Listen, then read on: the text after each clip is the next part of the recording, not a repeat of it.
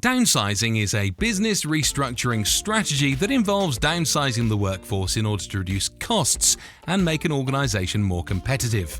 It can be difficult for employees who have been downsizing, but there are benefits to it too. The downsides include loss of jobs, increased workload on remaining staff members, reduced morale and productivity, as well as a general sense of uncertainty among the entire workforce. This video will discuss downsizing in detail, what it is, why people choose this process, and how organizations need to prepare for it. What downsizing is and how it affects an organization. Downsizing is a type of business restructuring that involves eliminating jobs or workstations, and downsizing can be considered as one of the most difficult decisions for any company to make. Downsizing can also have a negative impact on an organization because it will inevitably cause more tension among employees who may feel threatened by the downsizer's activities. At this point, you might be wondering what exactly downsizing entails. Well, there are 4 steps in downsizing: analysis, decision-making, implementation, and follow-up. Firstly, analysts will analyze how many people are needed for every task within an organization based on its current needs and future projections. Secondly, they'll decide which positions should be eliminated so as to cut down on labor costs. Thirdly, they'll remove the position through downsizing. And fourthly, there will be a follow-up to check if downsizing was a success. Why downsizing might be the right choice for your company. Downsizing can have some benefits, including improved efficiency and cost savings due to lower overhead costs. Downsizing can also improve morale among remaining staff due to their increased workloads and promotion potential within the firm. Downsizers often get rid of dead wood employees who are no longer pulling their weight or who are in some way deficient to make downsizing less costly. The downsizing will make more space in the organization for new things to happen, like a new business idea or another project. Downsizing is when an organization lays off employees from their staff in order to save costs, make room for new business ventures, or simply because they are not needed anymore. Downsizing can be a very painful process, but it can also have some benefits, such as creating more space for new employees. Downsizing is not just a business decision, it can also be a personal one. When downsizing in the work environment, both managers and supervisors are faced with difficult decisions about who should stay or go.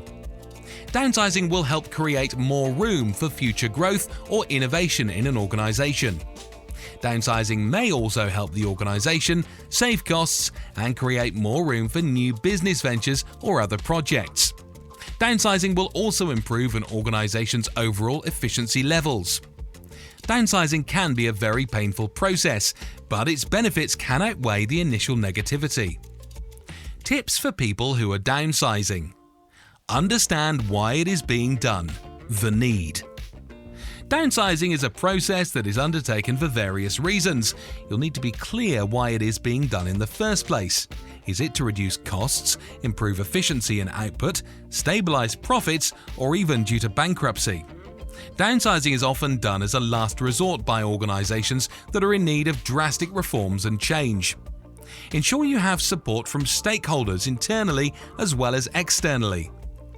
There may be people in your organization that are resistant to downsizing, and you will need to make sure they are on board with the downsizing initiative.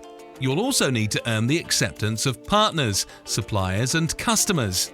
Downsizing is a process that allows organizations to become leaner and more efficient, but it's important to ensure that what downsizing does is not counteracted by poor decision-making afterwards.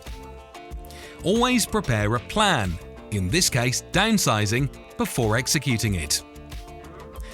Having a clear plan is crucial in downsizing, and especially when downsizing results in the reduction of manpower. You need to know where the cuts are going to be made, what you expect from employees will be laid off, what skill sets and knowledge they have that could be transferred to other departments.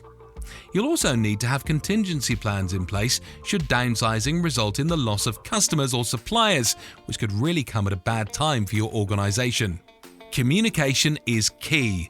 You'll want to make sure that communication is well managed during downsizing, as this will help win over staff who may have felt unappreciated. Ensure all stakeholders are on board with the downsizing process and its goals.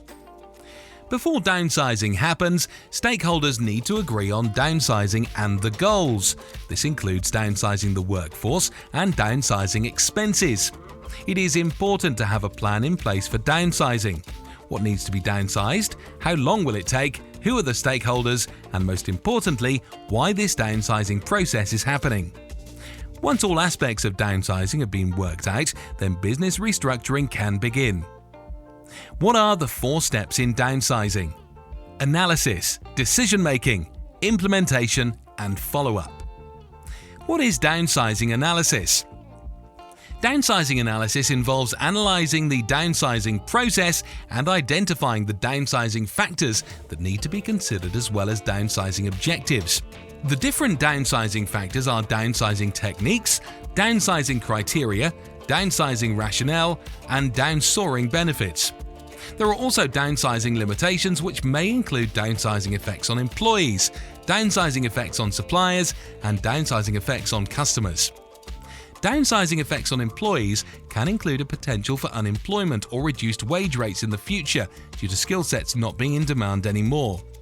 Downsoaring can result in reduced wage rates because eventually organizations will want to maintain their profitability by not spending too much on wages. Upsetting suppliers may also result. Decision-making. Decision-making is an important part of downsizing. The downsizer should have a clear idea of downsizing objectives and downsizing factors. When downsizing, there are downsizing techniques such as voluntary downsizing or involuntary downsizing. Voluntary downsizing is when the organization offers early retirement to staff who want to exit the business, and involuntary downsizing is when benefits for staff are reduced or eliminated without their consent. It's important to know the downsizing criteria, which might be presenteeism, absenteeism, productivity, or reliability. Implementation. Implementation is the phase where downsizing techniques are used. The downsizer will use downsizing criteria to decide which staff will be laid off. This is important because we need to pick which people should stay and which people should go. The downsizer also needs to think about downsizing benefits and downsizing limitations. Follow-up is the process of evaluating downsizing progress after downsizing has been completed. During this phase, we need to think about downsizing effects on suppliers and downsizing effects on customers.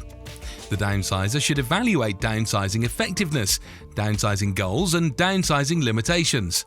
The downsizer should also see if there are any downsizing effects on suppliers and customers. For example, downsizing benefits, downsizing costs, downsizing efficiencies, and downsizing risks. Or downsizing limitations.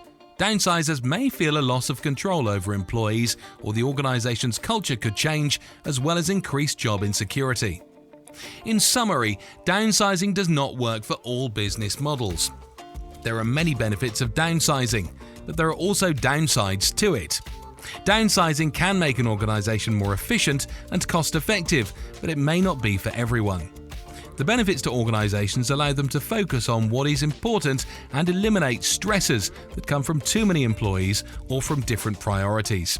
If downsizing does not work in an organization's business model, then it should not be implemented because there will be downsizing effects on suppliers and downsizing effects on customers.